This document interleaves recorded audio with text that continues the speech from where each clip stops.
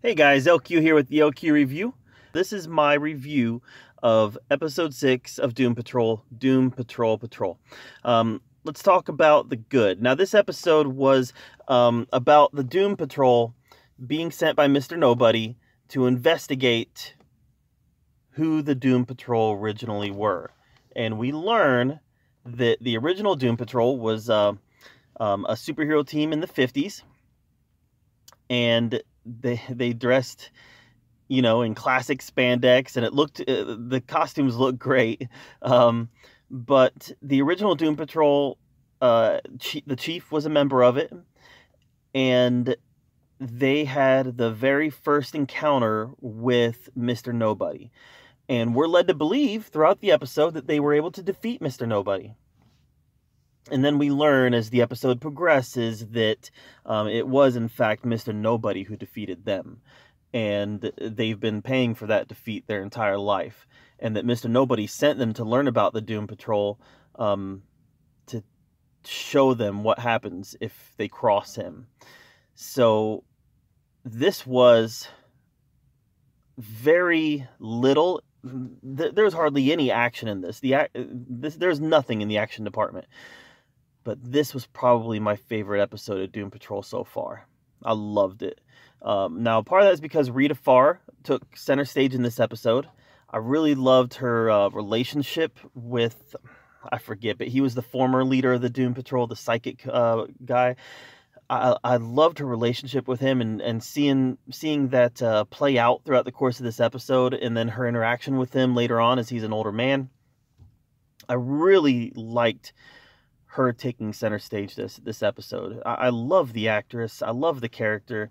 And I'm glad that she got her due this episode, because she's kind of taken a little bit of backseat recently. Negative Man had a little more to do this episode, which was nice. Robot Man had a little more to do this episode, which was nice. Crazy Jane had a little less to do this episode, but I still really, really love the character. And if you remember, I've kind of done a 180 on Crazy Jane. Early in the series, I wasn't a fan, but man, I like the character. I like the actress. I like that she's the heart and soul of the Doom Patrol. I love her. I love her. She's the actress is doing great. The character is doing great, and that when she's on the screen, I'm locked in. Now like I said, she had a little less to do this episode. Cyborg had a little less to do, but Silas Stone made an appearance in this episode, and he was great. I'm really coming around on this iteration of Cyborg, this iteration of Silas Stone. I'm really coming around, guys. Doom Patrol is fantastic. Just let me say it. Doom Patrol is fantastic. You gotta watch it. If you're a fan of comic book movies or comic book TV shows, you've got to be watching Doom Patrol, because it's great.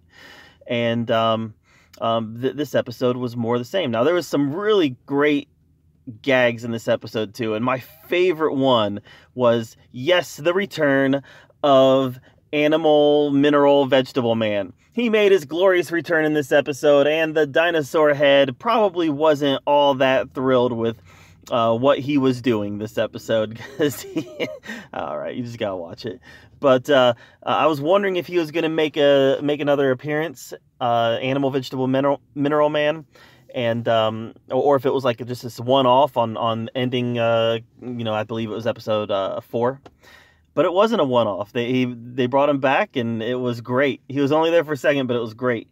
Mr. Nobody still has that twisted sense of humor that when he fought the original Doom Patrol, he brought in a hot air balloon that looked like a butt that was carrying a jukebox, and the jukebox made everybody go insane. It played a music that made everybody go insane. And then when the police came, he turned all the police into piñatas, and then the insane people ripped into the piñatas. Just a sick, twisted sense of humor.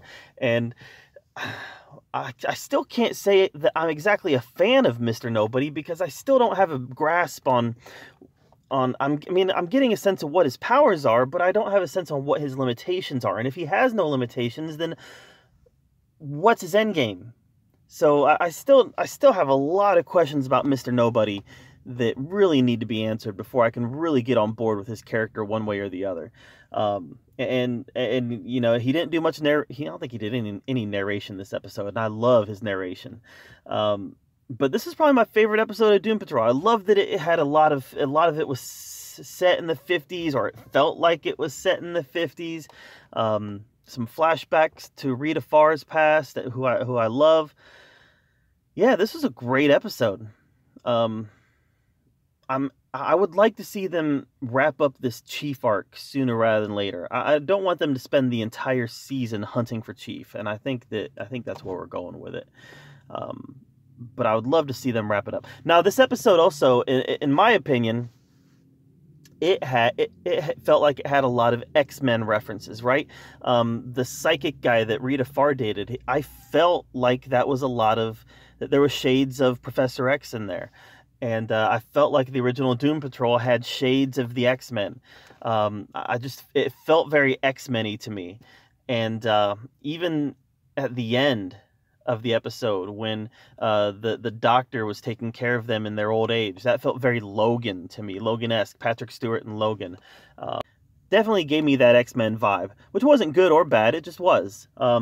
So yeah, I really liked this episode. I liked it a lot. So this is definitely a thumbs up from me. If you're not watching, watch Doom Patrol. You're not going to regret it. This is great TV. So thanks for being here at the LQ review. I'm LQ, where we talk. I'm LQ. And again, thanks for being here, where we talk about all the nerdy, geeky stuff that us nerds and geeks just love to talk about. Until next time, we'll see you later.